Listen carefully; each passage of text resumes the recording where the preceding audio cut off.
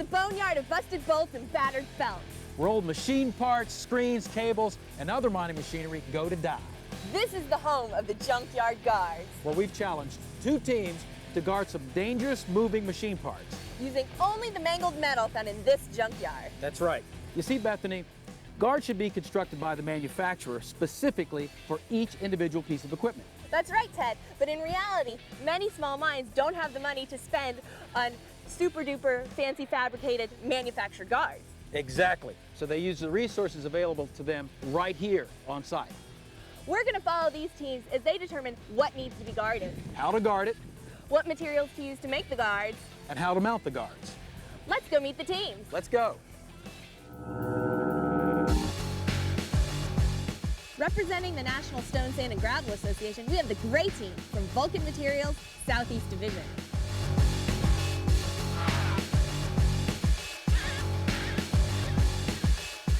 Representing the Industrial Minerals Association North America, we have the white team from U.S. Silica's Berkeley plant.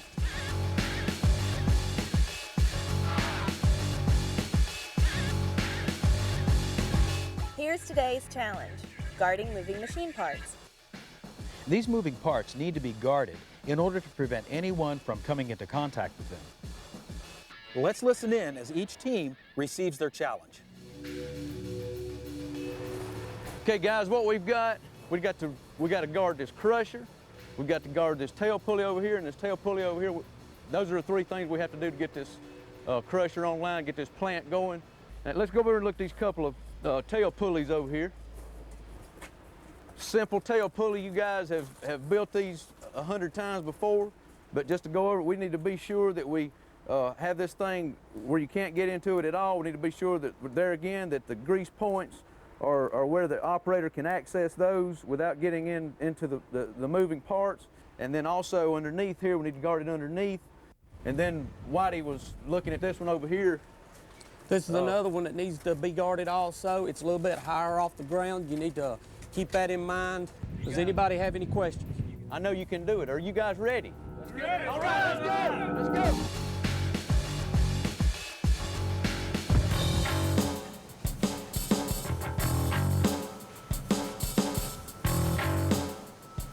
What's happening here?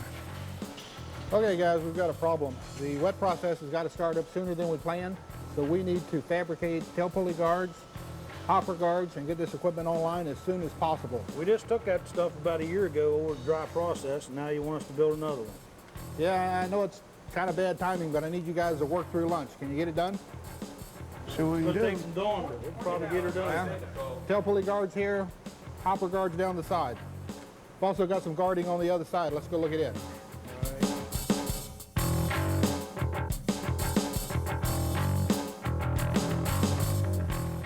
Okay, on this side, guys, we need to put a drive guard over this gearbox here. We also need to put side guards here on the hopper. I know we're restricted on time, so I need you guys to do a nice, neat job. Can you do it? We'll give it a whirl. I don't think I have any new materials at the shop there. For shorter time, I guess we'll go out on the field and see what we can round up. Before you work on any piece of equipment, the lockout and the tag out, that should be your #1 function before you do anything.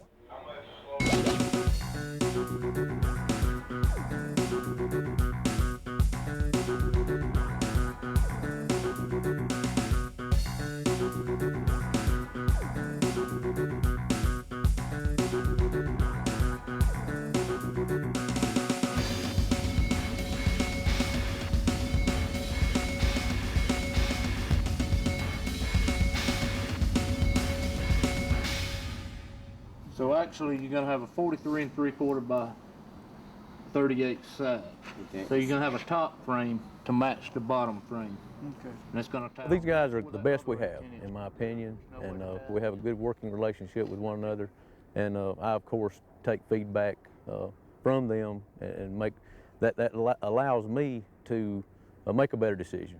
They're looking at the fabrication side. I'm looking at the safety side of it. We have to give and take. Now, as far as safety is concerned, there's no giving. They will play by the rules as far as safety is concerned. But I'm going to listen to their ideas, and we will modify, we will make, and we will come together as far as the team is concerned when it comes to building guards. We'll break up into two groups here, Sonny. You take Todd there and work on that tail pulley issue there. We'll get some extension lines on them grease lines there. You guys get that made up. We get this guard done up here. Junior and I will kick in on and work on this, the side guards there, frame it out and put some expanded metal in there, and we'll give her a paint job and make old Teddy proud. What do you think? You can put a guard up, quick fix guard, guy come through, stumble, fall right through it. Next thing you know, him and guards entangling into it. I mean, you can find scrap, whatever you can do, but still there's got to be a right way, a sturdy and accessible way to do it. Part of this Junkyard Guards initiative is to take a look at the challenge that's been presented and trying to come up with innovative ways to solve the hazards through risk assessment and trying to construct guards out of junkyard pieces.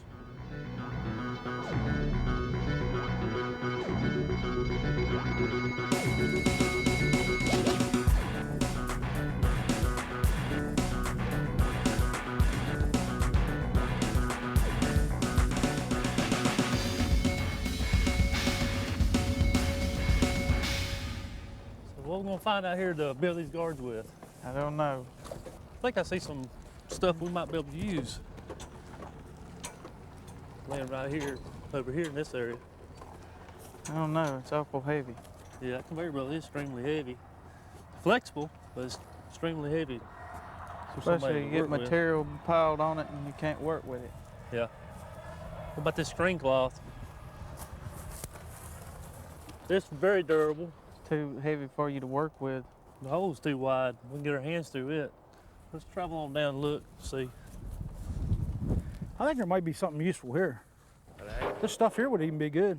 If you might need any of that, there's some flat iron. And I didn't really see anything. Here's some old span of metal. You might be able to piece out. And actually, if you can incorporate any of that framework, I don't know. I'm going to leave that up to you guys. Yeah, this stuff's heavy. It's made real thick metal.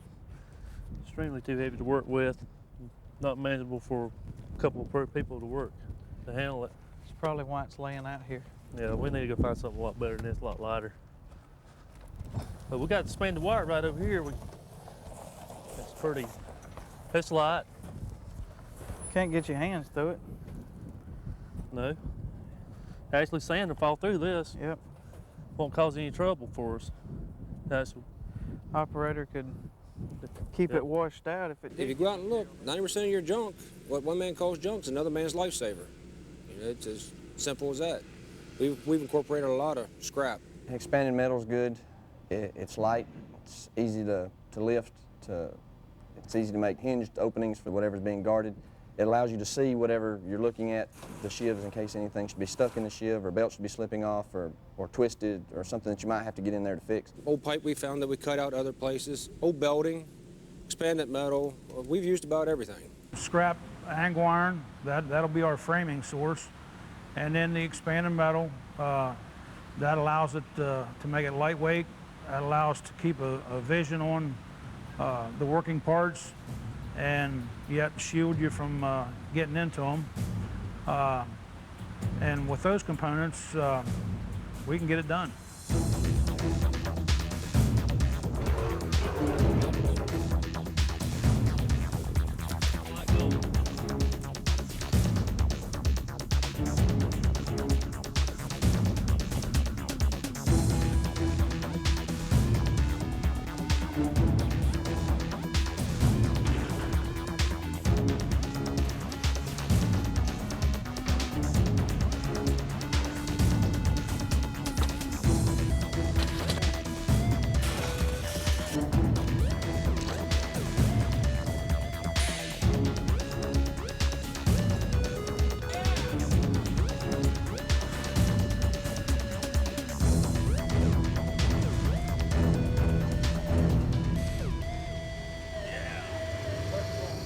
Pressure's on. This is going to be one side, this is going to be the back side. We're going to have a leg on the front side, and the top side's going to have the same dimension. I think it's really a question of imagination, finding out what materials and what structures lend themselves to protecting the person from the moving equipment.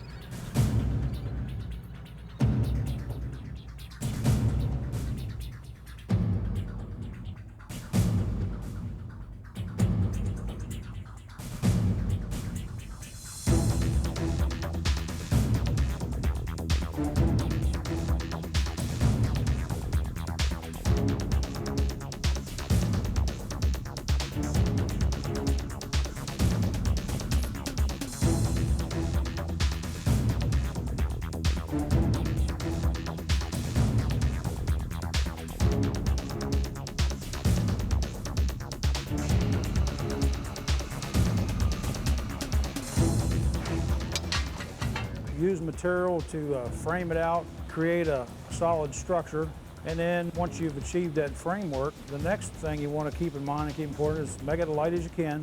You don't want to use anything that's too thick that's going to cause a big problem that you're going to have a crane come in and lift off for you. You want it to be lightweight, but you don't want it to be so lightweight that it's flimsy. I mean, it's got to be built strong enough to withstand any forces it may receive from outside or inside.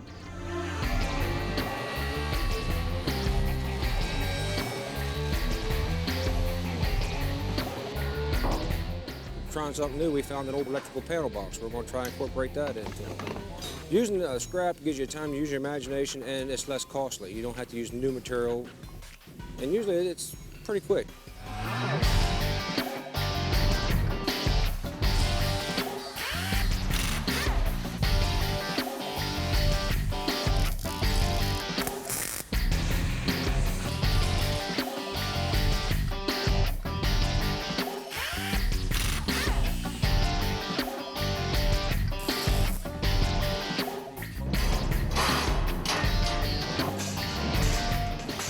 When you fabricate guarding, you try to make it as simple as you can, but yet ergonomically user-friendly.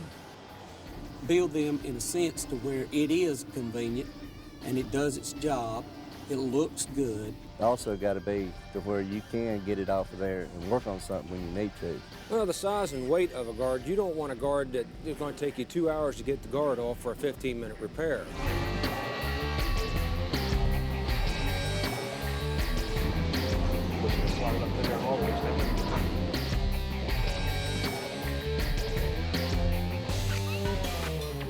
You have to make a guard that serves its intended purpose, which is to keep people out of the moving machinery.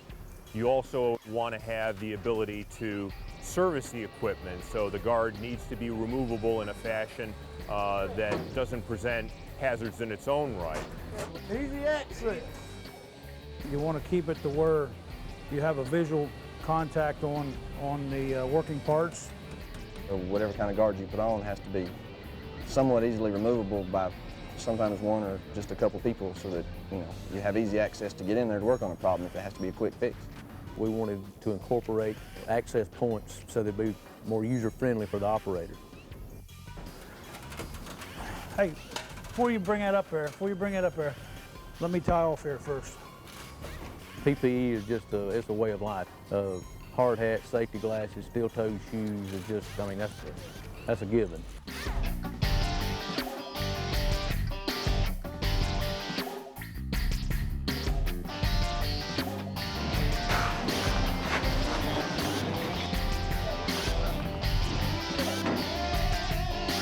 The main objective is making it durable enough to withstand long-term conditions and to make sure that the people that are working around this equipment are not going to come in contact with it. And when they come to work, we want them to leave the same way they got here, and that's with all their fingers and toes and their life. Guarding this equipment the way it's supposed to be guarded ensures that that's going to happen. You build a new guard today, and what if next week, a man falls and lands up against that guard instead of hitting the shaft or the tail pulley or head pulley or whatever, kind of make you feel like at least you're doing something worthwhile.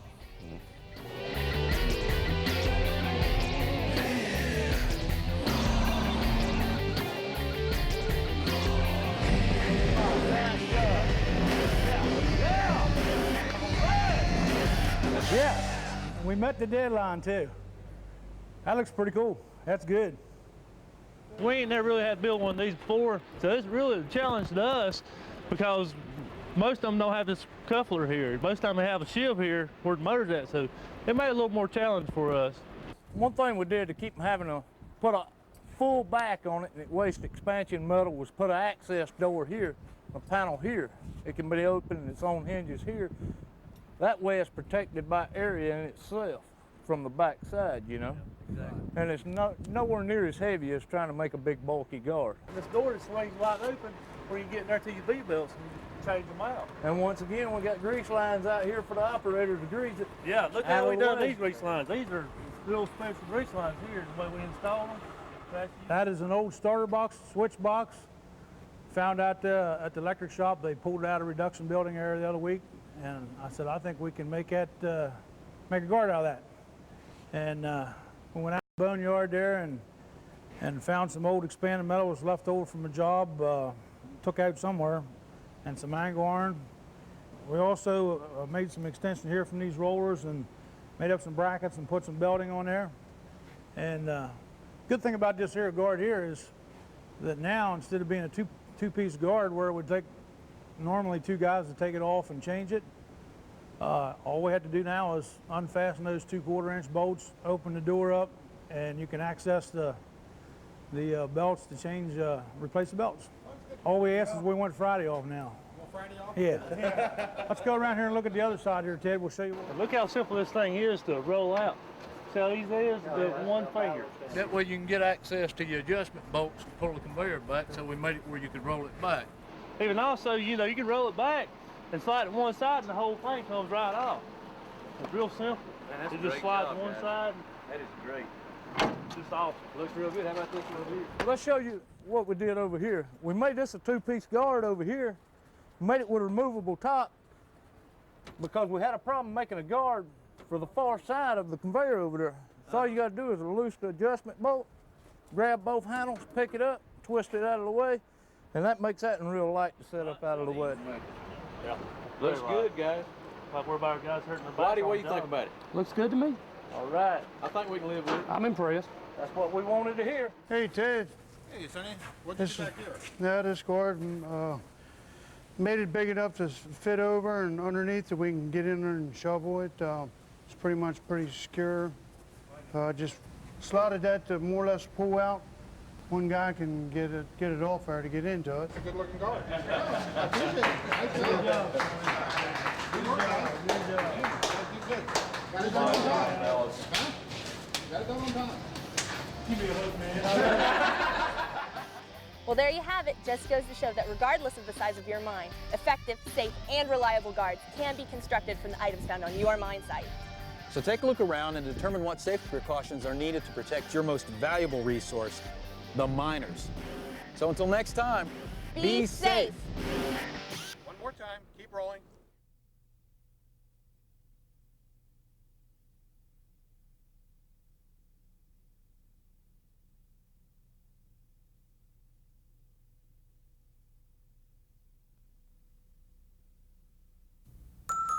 Thank you.